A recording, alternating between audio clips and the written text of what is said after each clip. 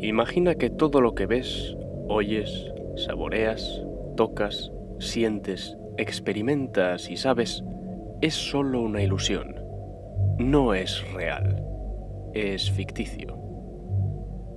La idea de que nuestra realidad física pueda ser nada más que una simulación no se trata de una historia ficticia.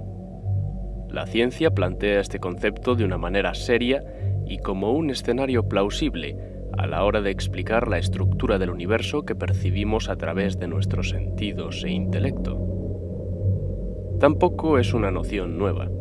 Platón hizo la primera referencia conocida de este concepto con su mito de la caverna, afirmando que lo que vemos puede que no sea real, sino una proyección de algo más.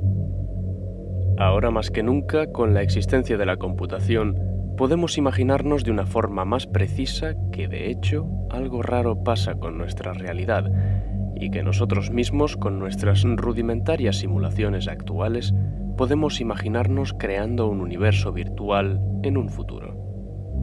Incluso películas como Matrix o Inception hacen una clara referencia a la realidad virtual en la que es posible que vivamos.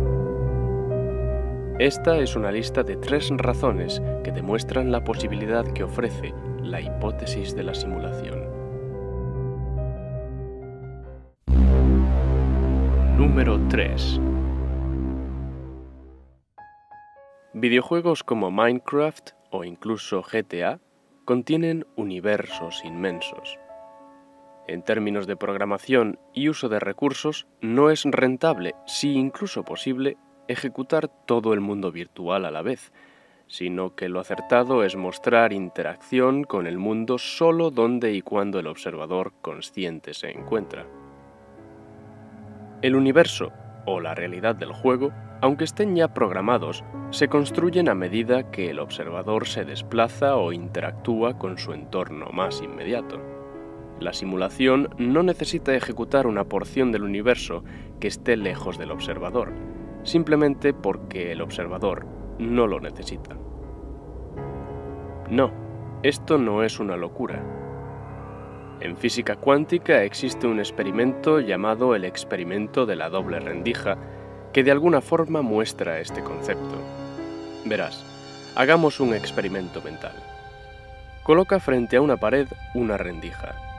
Detrás de eso coloca un pequeño cañón de canicas que dispare las canicas una a una. Las canicas pasan a través de la rendija dejando una marca en la pared. Ahora haz lo mismo, pero con 2 rendijas. Está claro que lo lógico es que algunas canicas choquen contra la rendija, mientras que otras pasarán a través de una rendija o de otra, obteniendo tras muchas canicas unas marcas así. Ahora hagamos lo mismo, pero con electrones. Los electrones son como canicas, pero diminutas. Son partículas con masa, como las canicas. Pero a nivel subatómico, es decir, a nivel cuántico, las cosas que componen la realidad se comportan de manera muy extraña. Al hacerlo con una rendija, la marca esperada ocurre. Pero al hacerlo con 2, nos encontramos con una sorpresa. Las marcas que ves forman lo que se denomina como patrón de interferencia. ¿Cómo es posible? ¿Por dónde pasan los electrones? ¿Por una rendija? ¿Por ambas? ¿Pero cómo forman ese patrón?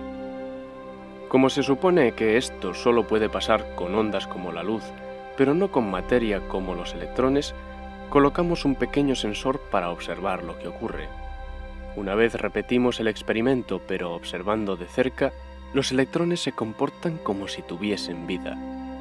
Es como si tomasen una decisión pasando a través de una rendija u otra y forman un patrón como el que esperábamos al principio. Lo curioso es que si quitamos el sensor, de nuevo el patrón de interferencia ocurre. En física esto es un misterio, pero muchos especulan que esto implica que la realidad se construye cuando un observador consciente está ahí. Es decir, las diferentes partes de la realidad solo se ejecutan si tu conciencia de observador está ahí, al igual que en Minecraft o GTA.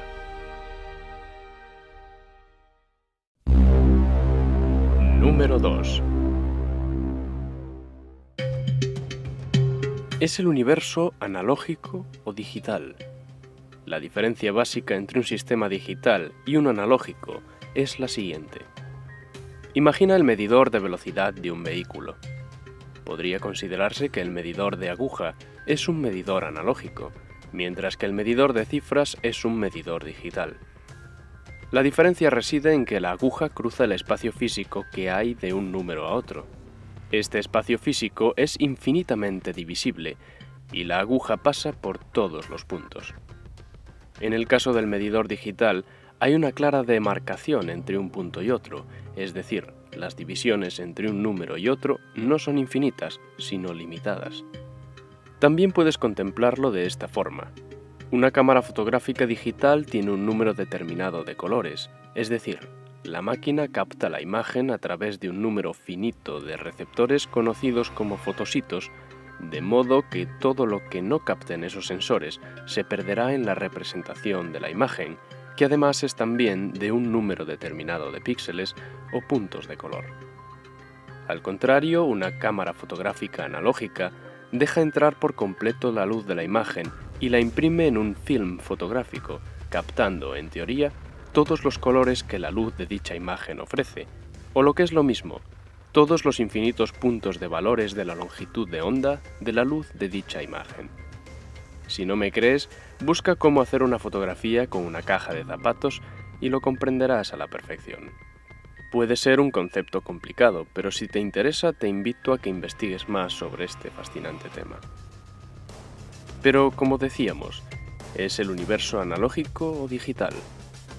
Todo sistema digital, a diferencia del analógico, tiene un elemento básico e indivisible que conforma todo lo demás.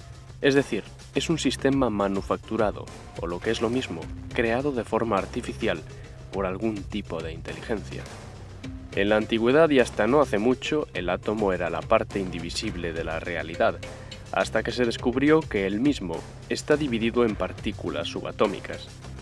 El protón, el neutrón y el electrón eran entonces consideradas las partes indivisibles de la materia y por tanto de la realidad.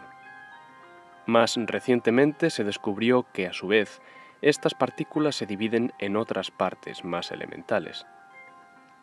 Teniendo esto en cuenta, no se puede afirmar con certeza si el universo es digital o no, pero recientemente un grupo de físicos de partículas fue capaz de demostrar que el universo es ciertamente digital, y que eso podría significar que el mismo es, de hecho, manufacturado o creado de forma artificial, posiblemente una simulación.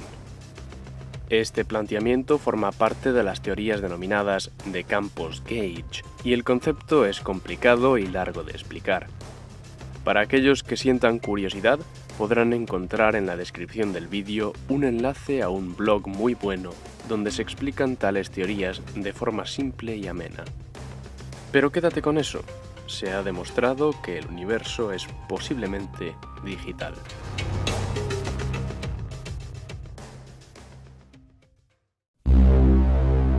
Número 1.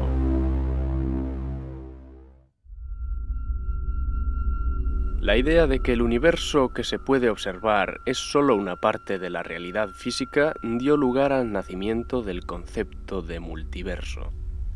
Esta teoría afirma que existen universos paralelos con diferentes leyes físicas y constantes que los gobiernan. La pregunta que se plantea en consecuencia es: ¿por qué hay tantos? ¿Por qué están ahí? Es posible que si vivimos en una simulación, los universos múltiples sean múltiples simulaciones ejecutadas al mismo tiempo. Pero, ¿con qué finalidad? Quienes quieran que sean el ser o seres que crearon y ejecutaron las simulaciones, quizá quieran observar diferentes resultados con diferentes variables, valiéndose de las diferentes simulaciones de universos paralelos. Esta historia hace que nos planteemos una cuestión aún más misteriosa.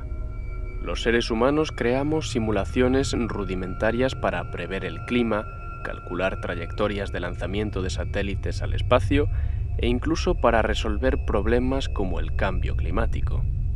Las simulaciones son muy útiles, incluso siendo tan básicas como las nuestras, y podemos prever en minutos situaciones que ocurrirían en semanas, meses o incluso años.